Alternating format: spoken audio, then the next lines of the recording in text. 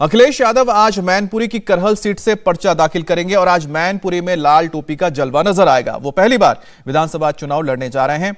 BJP ने मैनपुरी की 4 में से 3 सीटों से अपने उम्मीदवार तो उतार दिए हैं, मगर अखिलेश को टक्कर देने के लिए जब भी सही चेहरे की तलाश है।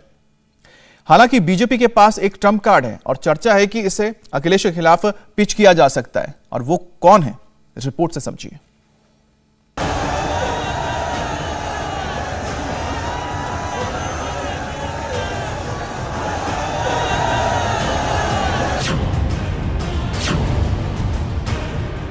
समाजवाद जब भी आएगा सेफ सीट से ही आएगा।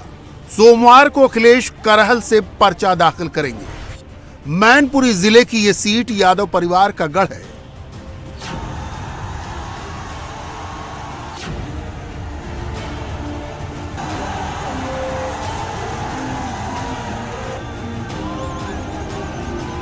हम ऐसा क्यों कह रहे हैं, इसे समझना जरूरी है। 2019 में मुलायम मैनपुरी से भतीजे तेजू को हटाकर लड़े, जरा से मार्जिन से जीते मगर जीत गए। 2019 में यादव परिवार ने सिर्फ 2 सांसद दिए, बेटे अखिलेश और पिता मुलायम। इसके बाद 3 मुसलमान थे, रामपुर से आजम खान, संभल से शफीकुर रहमान बर्क और मुरादाबाद से एसटी हसन। अगर इस पिक्चर को समझ पा रहे हो तो समझिए, अखिलेश ने जयंत चौधरी से हाथ तो मिला लिया, मगर अपनी सीट का चुनाव उन्होंने बड़े मंथन के बाद किया है। पिछले साल नवंबर तक अखिलेश चुनाव लड़ने के इच्छुक नहीं थे।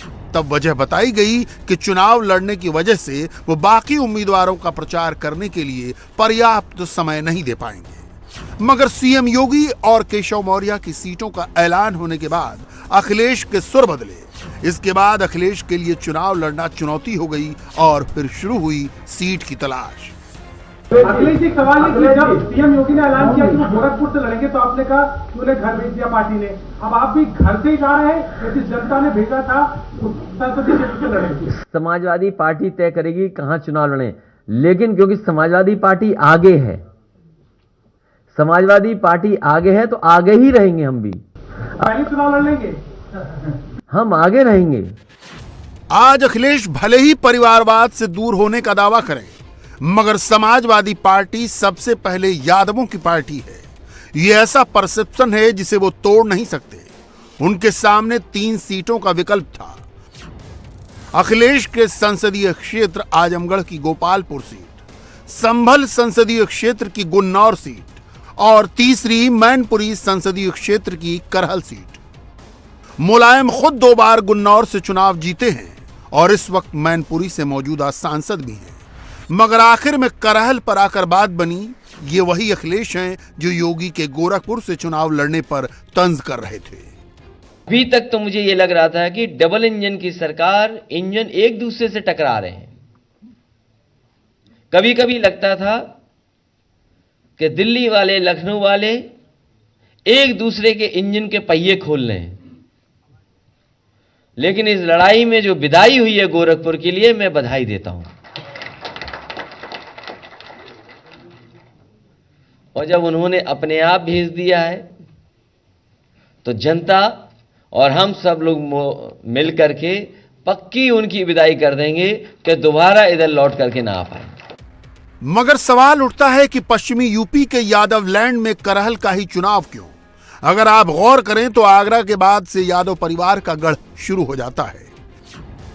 एटा, फिरोजाबाद, फर्रुखाबाद, इटावा, कन्नौज और इन सब के बीच है मैनपुरी। इटावा का सैफई तो मुलायम परिवार का पैतृक गांव है। मगर अखिलेश ने मैनपुरी की करहल सीट का चुनाव किया तो इसकी वजह भी समझ लीजिए। 2002 के विधानसभा चुनावों से ये सीट लगातार समाजवादी पार्टी के पास है, मगर सिलसिला और पहले से शुरू होता है।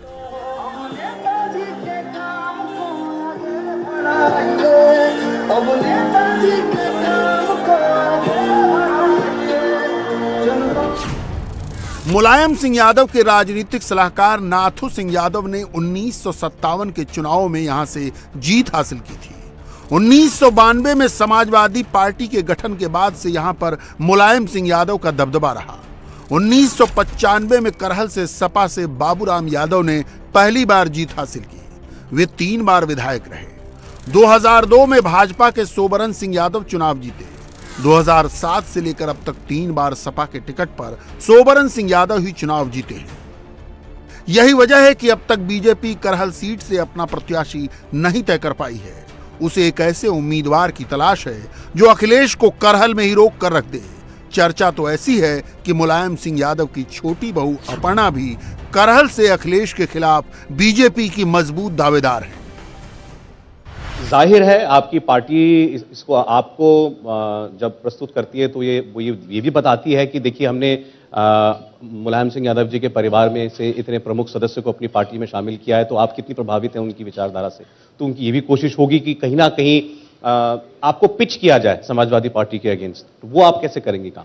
देखिए, ये तो पार्टी के जितने भी शीर्ष नेतृत्व है मैंने उन पे छोड़ दिया है ये कि वो जिस प्रकार का भी डिसीजन, जो भी कार्यभार मुझे देंगे, मुझे वो शिरोधार्य होगा। मैंने पहले दिन भी ये कहा, आज भी मैं यही कह रही हूँ, क्योंकि मुझे पता है कि मेरे बड़े मेरे लिए जो भी सुनिश्चित करेंगे वो अच्छा होगा, वो सोच समझ के करेंगे। बहुत ही अनुशासित पार्टी है भारतीय जनता पार्टी और बहुत काम की तरजीह दी जाती है यहाँ पर। तो मुझे लगता है कि वो लोग सोच समझ के जो भी तय करेंगे मेरे लिए, मुझे शिरोधार्य होगा। लेकिन फिर भी आपकी अपनी कुछ तो आकांक्षा होगी। मेरी इस पार्टी में न टिकट की कोई आकांक्षा है, ना ही कोई इस तरीके की आकांक्षा लेकर के मैं इस पार्टी में आई हूं कि मुझे कोई बहुत इससे लोग कह रहे हैं कि शायद अपर्णा यादव एक मलाई खाने के लिए यहाँ पर आई हैं। ये बात नहीं है। टिकट सापेक्ष राजनीति नहीं, विचार सापेक्ष राजनीति करने आई है अपर्णा यादव। मुझे नहीं पता कि आपने ऐसी रिपोर्ट्स पढ़ी कि नहीं पढ़ी, लेकिन आपसे बात करने के लिए मैं जब कुछ रिसर्च कर रहा था तो कुछ ऐसी बातें भी आई कि शायद आपकी पार्टी हो सकता है करहल से आपको अखिलेश जी के सामने लड़ा दे। पार्टी देखिए जो भी डिसाइड करेगी, मैंने पहले ही कहा। वो ठीक है, बट आप इस हद तक के लिए भी तैयार हैं? जो पार्टी कहेगी मैं उसके लिए तैयार हूँ। फिर अब जैसा पार्टी करे, पार्टी में बहुत बड़े सूझबूझ रखने वाले लोग हैं, डिसिप्लिन्ड पार्टी है, मैं आपसे बार बार कह रही हूँ। तो मुझे लगता है अच्छी जो भी सोचेंगे अच्छा सोचेंगे मेरे लिए। आइए एक बार फिर समझने की कोशिश करते हैं, करहल ही अखिलेश को सबसे सुरक्षित सीट क्यों लगी। इसके लिए आपको 2017 का आंकड़ा देखना होगा।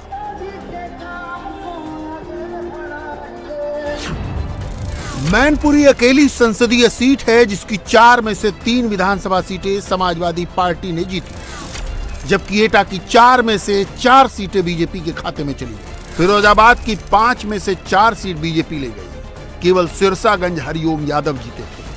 फर्रुखाबाद की सभी 4 की 4 सीटें बीजेपी ने जीती। इटावा जो यादव परिवार का गढ़ है, उसकी 3 विधानसभा सीटों में केवल 1 जसवंत नगर यादव परिवार के पास गई, शिवपाल यादव यहां से जीते। कन्नौज की 3 में से केवल 1 मुख्य सुरक्षित सीट ही समाजवादी पार्टी ने जीती थी।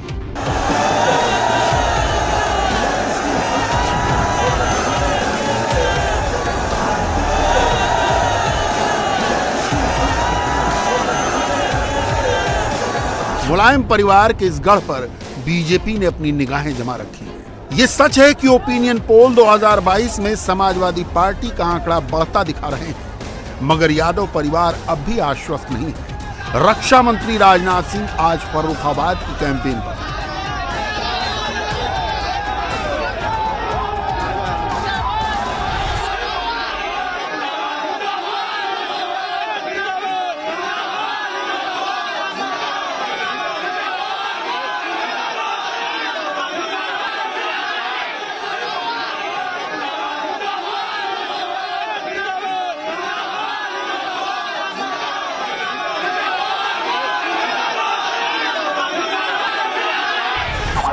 उससे पहले एटा से सटे कासगंज के मतदाता संवाद में भी राजनाथ गरज रहे थे। इसमें सपा के साथ बसपा का भी जिक्र था, लेकिन गूंज पूरे यादव लैंड में सुनाई पड़ रही थी। समाजवादी पार्टी हो, बहुजन समाज पार्टी हो, ये लोग प्रदेश के समाज को बांटकर, देश के समाज को बांटकर राजनीति करना चाहते हैं। यह हम लोगों को मंजूर नहीं है। हाँ, यहां तक सवाल था राम मंदिर का प्रश्न। राम मंदिर के बारे में कोई कहे कि जब भारत में राम का मंदिर नहीं होना चाहिए तो दुनिया में किस जगह राम का मंदिर होना चाहिए, इस कारण कोई आरोप नहीं लगा सकता। प्रारंभ में ही हम लोगों ने कहा था जिस दिन हमारी सरकार बनेगी हम ऐसे हालात पैदा करेंगे कि अयोध्या की धरती पर भव्य राम का मंदिर बनकर रहेगा। बहनों भाइयों, हमने अपनी इस कमिटमेंट को भी पूरा किया है। सूत्रों के मुताबिक करहल को चुनने के पीछे की रणनीति इस क्षेत्र पर अखिलेश की उम्मीदवारी का अच्छा प्रभाव बनाने की थी। इसका असर न केवल पूरे आगरा मंडल पर पड़ेगा, जिसका मैनपुरी एक हिस्सा है, बल्कि कानपुर और अलीगढ़ के इलाके को भी प्रभावित करेगा। उनके यहां से चुनावी मैदान में उतरने का असर आसपास के इलाकों पर भी दिख सकता है।